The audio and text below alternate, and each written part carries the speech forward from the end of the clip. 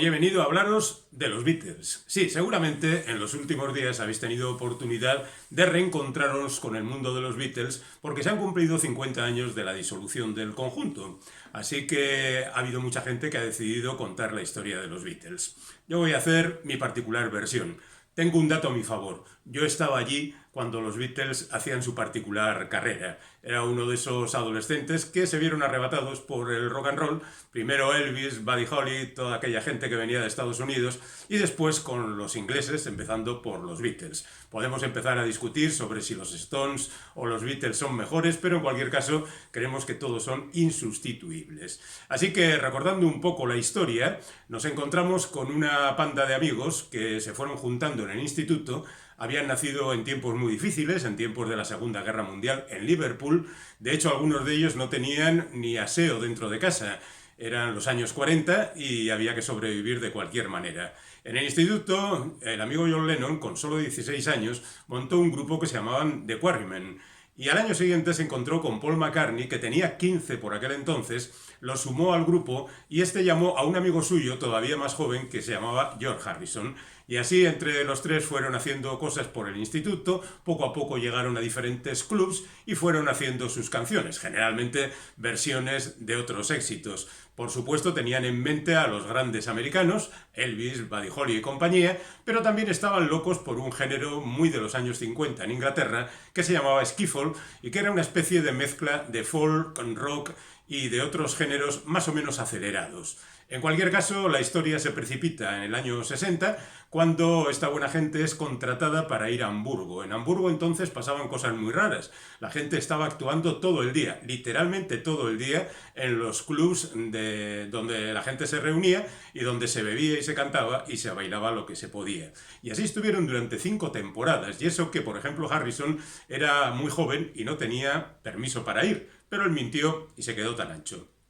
Cuando un buen día el tipo que les contrataba descubrió que estaban yéndose a otro club, le denunció y tuvieron que volver otra vez a Inglaterra. Pero mientras todo esto ocurría, debutaron en un club que se llamaba The Cover y allí consiguieron grandes éxitos y apoyo de mucha gente. En Liverpool se estaban convirtiendo en unos auténticos fenómenos. Por aquel entonces forman parte del grupo dos individuos que pasarían a la historia ambos como el quinto Beatle. Uno es Pete Best, que era el batería del grupo, y por otra parte Stuart Sutcliffe, que por lo menos hizo dos cosas importantes dentro del grupo. Por una parte, dar el nombre de Beatles, si no totalmente casi, porque estaban, cuenta la crónica, el bueno de Lennon y Stuart Sutcliffe divagando un día sobre qué nombre poner al grupo, porque Quarrymen se había quedado un poco pasado, y a este se le ocurrió pues hacer juegos con nombres de animales, porque Buddy Holly había tenido un grupo que se llamaba Crickets, es decir, grillos. Y así llegaron a los Beatles con 2 Es, y entonces Lennon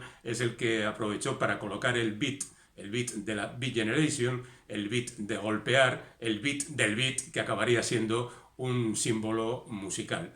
Así nacieron los Beatles, el nombre. Y por otra parte, Stuart Sutcliffe tenía una novia en los tiempos de Hamburgo, una fotógrafa, que un día le cortó el pelo al estilo que más tarde harían famoso los 4 de Liverpool, es decir, aquello del flequillito, el casco, etcétera, etcétera. Esa fue su aportación. Pero hubo más gente que rápidamente se pusieron a trabajar a favor de los Beatles. A su regreso a Liverpool se encontraron con gente, Brian Epstein, por ejemplo, que tenía una tienda de discos y que dijo: yo a vosotros os puedo llevar de aquí para allá y conseguiros contratos muy interesantes. Y lo hizo.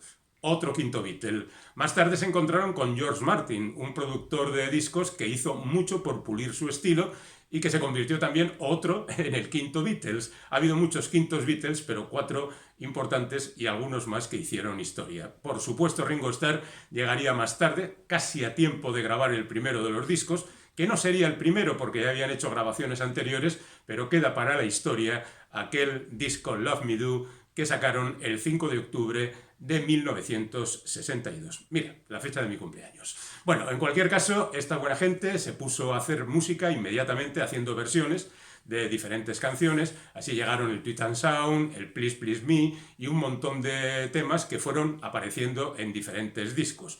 Rápidamente se fueron a Estados Unidos, actuaron en el show de Ed Sullivan, 74 millones de espectadores. eso sí que hay que tenerlo en cuenta, ya no se hacen esas audiencias, y la verdad es que los americanos se rindieron a lo que después se llamó la invasión inglesa, es decir, Beatles, Stones, Who, Kings, etcétera, etcétera. Todos los que habían nacido en Inglaterra y que estaban renovando la música.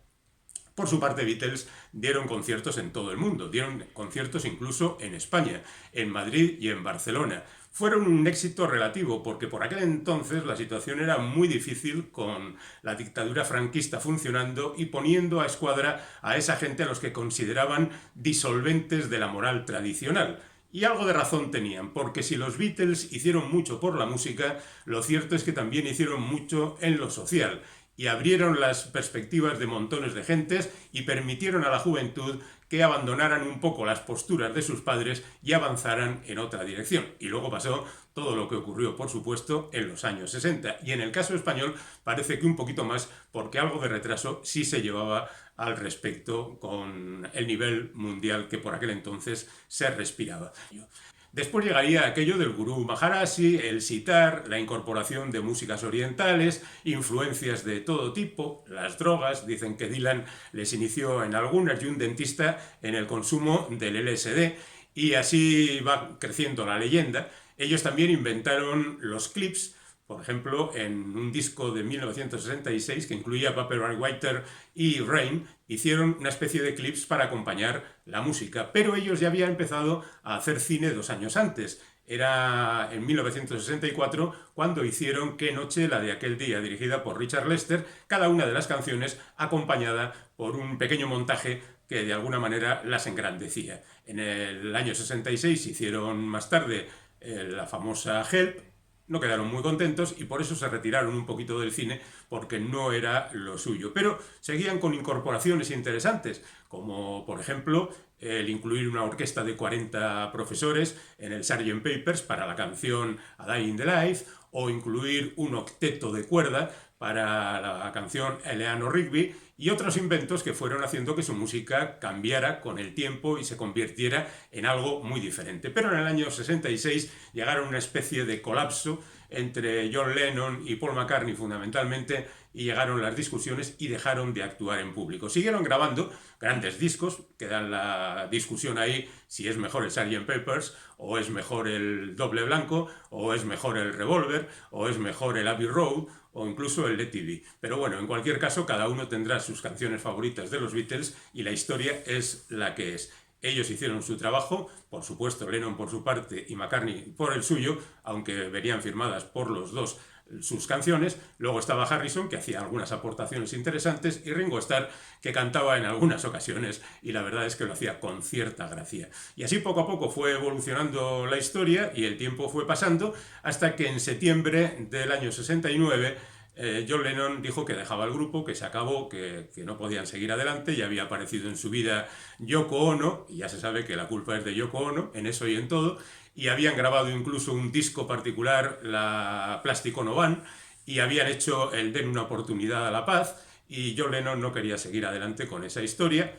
McCartney le dijo, mira, tenemos 2 discos por delante, el Abbey Road que acabamos de sacar y este que estamos a medio grabar, el Let It Be. Bueno, en realidad el orden fue a la inversa, pero en cualquier caso el orden de presentación en sociedad es este que os comento. Vamos a dejarlo estar un ratito y ya veremos qué hacemos el año que viene. Y al año siguiente, justamente Paul McCartney decidió en el mes de abril acabar con todo y hacer él de portavoz de la ruptura de los Beatles. Y la historia sigue, como todos ustedes conocen, ya saben.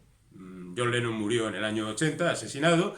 George Harrison murió por cáncer en el año 2001. Paul McCartney y Ringo Starr siguen haciendo sus músicas. De hecho, todavía hacen conciertos de vez en cuando, y multitudinarios, por cierto. Y todos juntos ocuparon una etapa muy importante en la historia de la música. Hoy les recordamos porque ha pasado el tiempo desde que hicieron lo suyo, pero la verdad es que su música permanece imperecedera. La verdad es que hay mucho que contar sobre los Beatles, pero tampoco quiero extenderme demasiado. No vaya a ser que acabemos con el colapso también. Hasta pronto.